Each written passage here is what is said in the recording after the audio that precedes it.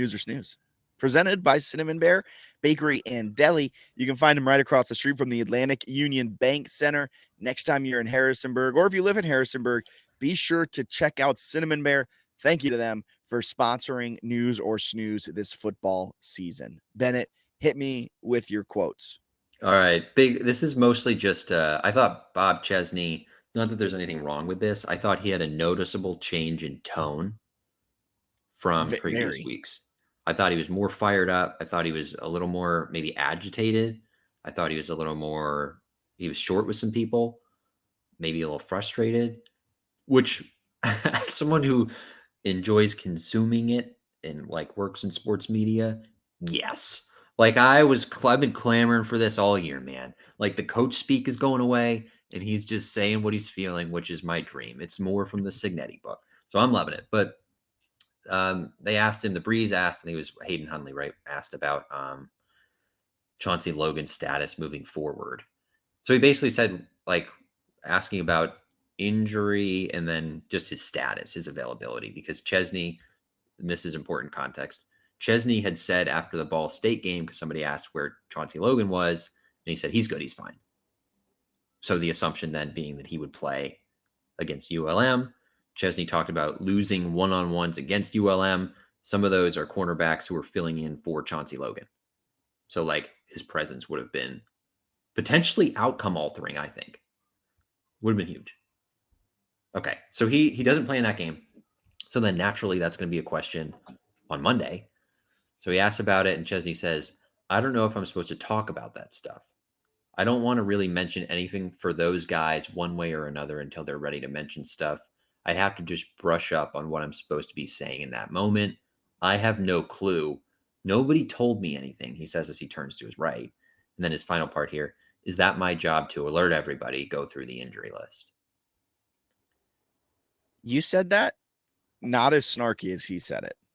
It was more of, yeah, so I would go in my opinion. Yes. I think his tone was very snarky and kind of like offended this question was asked. He was definitely defensive about it, and his like, is that my job to alert everybody go through the injury list was not like it didn't sound confused. It was also, so this is newsworthy because I think it's a marked change in how he's now handling these questions. You even heard it a little post game with Riggert and how he got a little snarky with the fourth down question. That's why I think it's newsworthy. Also with the fact that like immediately after this, Chauncey Logan then posted a picture to Twitter. Let me actually pull that up. And he had done that before during ULM week as well. A similar post where he's like with a similar caption and a similar image. So it's the second week in a row he's posted something like this. I would say shortly after Chesney media availability. Chauncey posted one, it was his birthday yesterday with all this happening. So happy birthday to Chauncey Logan. But right afterwards, he tweeted this picture right back to work. Mm-hmm. Okay. His most previous tweet that he tweeted himself was then after the press conference after Ball State going into the ULM game. So the week prior, blessed and highly favored, he makes no mistakes, right back to work. And he never got back to work. He was out, and now he's tweeting again right back to work right after it. But my issue with it was the fact that he didn't just like, I think there's so many ways he could have answered that question, and he chose maybe the worst way possible, where it's just like, if it's an injury, you don't have to give out specifics and just say, we're not talking about injuries at this time, or we're not like our program does not release injury information. Something along those lines. Instead, he's like, don't know if I can answer what he wants. I'll leave him to answer this. And it's just like kind of a lack of feeling what the landscape of college athletics is like when like every day we're hearing of another player who's played 4 games deciding to sit out the rest of the season to redshirt to enter the transfer portal to make more NIL money. And Chauncey Logan did enter the transfer portal with the coaching change.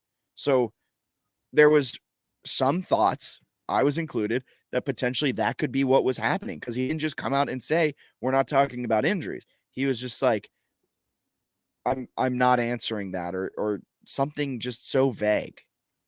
Yeah, so here's the thing. Like, it's very reasonable for JMU fans to want to know if the best players on the team are available to play in the next game. So they want to know that information. So then the media is going to ask it.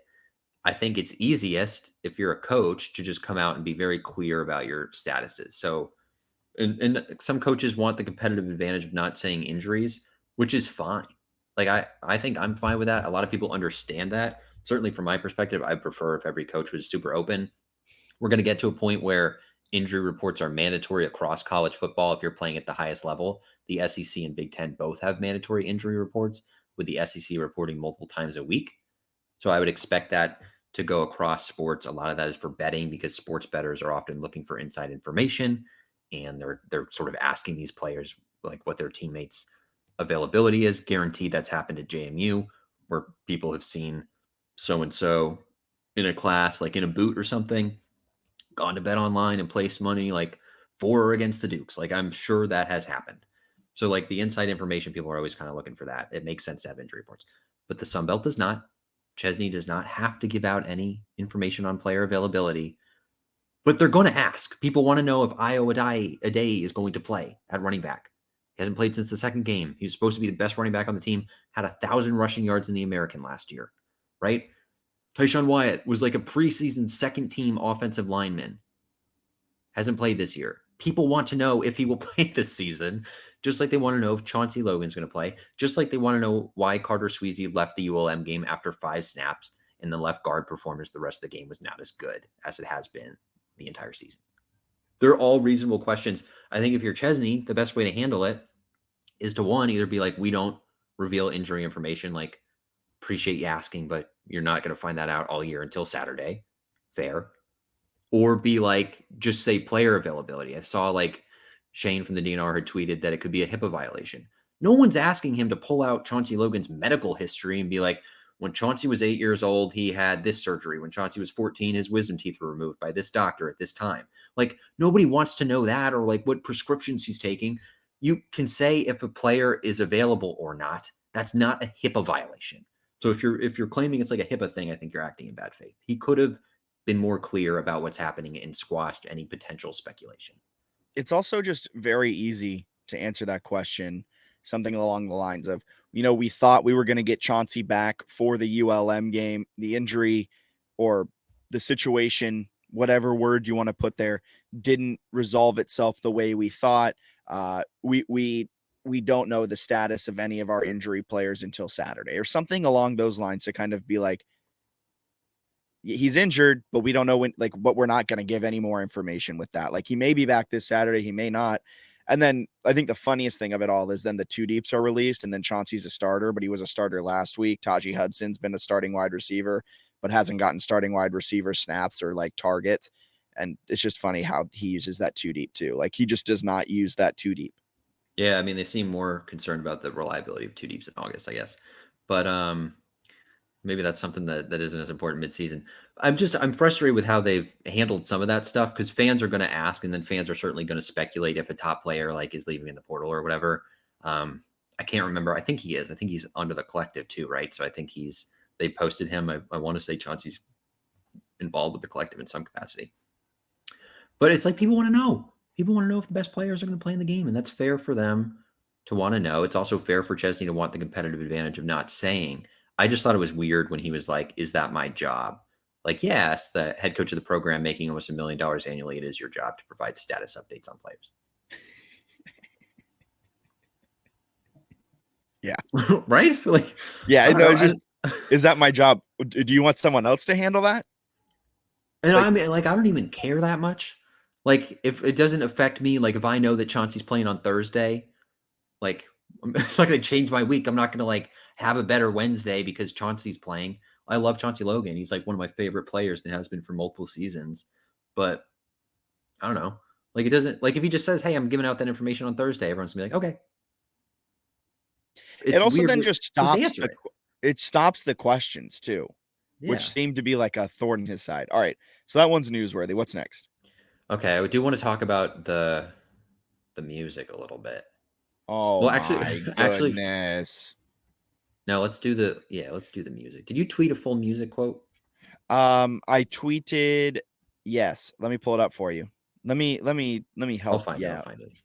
Yeah, your Wi-Fi might I be thought it better than was mine. a for some reason I thought it was media, but it wasn't. Wasn't media. Did you tweet Huh? from your personal? No, I tweeted from the main account, the JMU Sports News account. This is great podcasting. I found it. Sorry. Okay.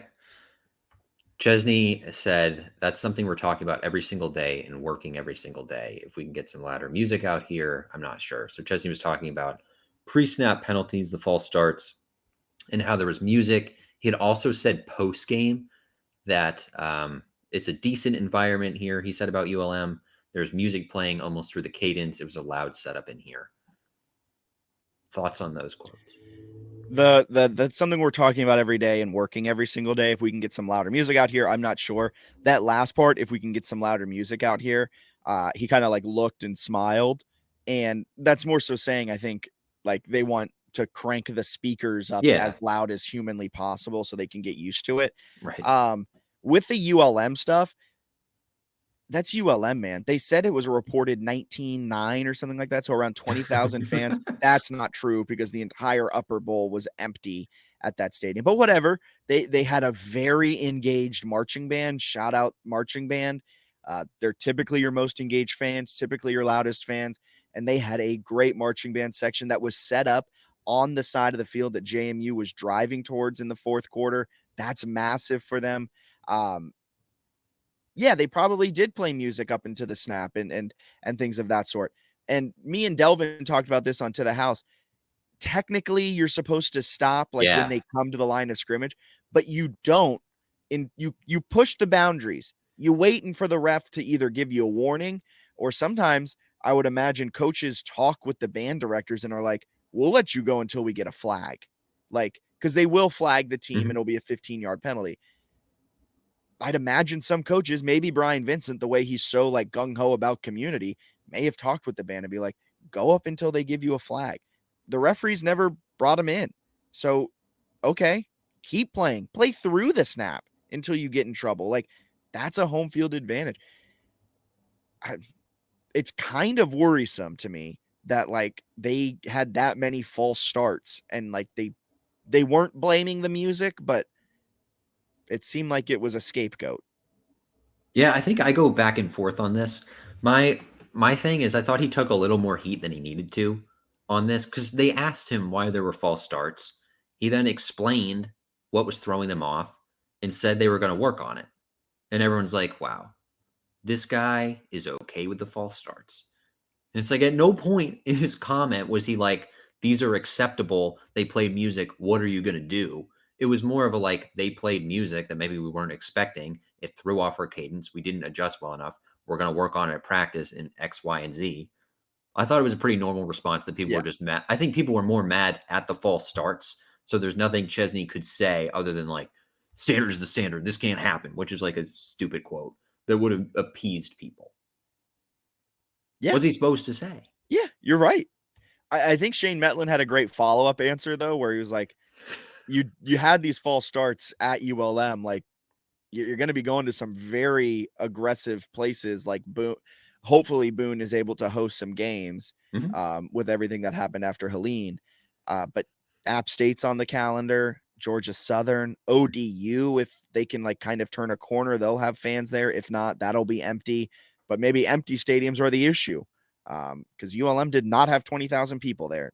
They had a raucous atmosphere because of the band, because of the student section, but that was not 20,000 people. I'm sorry. They're pulling a page out of the Troy playbook of we're going to fake report our numbers. But I think that was a valid follow up Yeah. where Some it's of just like, it go some of ahead. it is like the guys are jumping. Like the defensive line would shift and somebody would jump.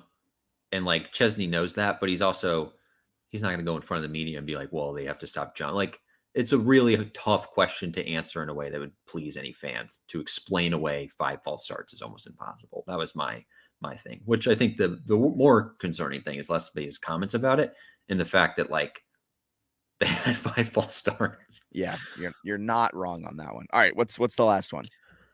Last one, I think we'll do.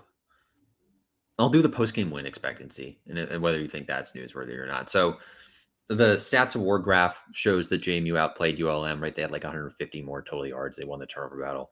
Bill Connolly's post-game win expectancy, I think it was like ULM won the game with a post-game win expectancy of like 19.7%, which I think, if I'm not interpreting it incorrectly, is that like typically if you see those kind of like box scoring numbers, that kind of success rate, that sort of stuff, JMU would win the game like 80+% of the time. Yeah. If you played that game 100 Yeah. times, ULM is winning it 19. Thoughts?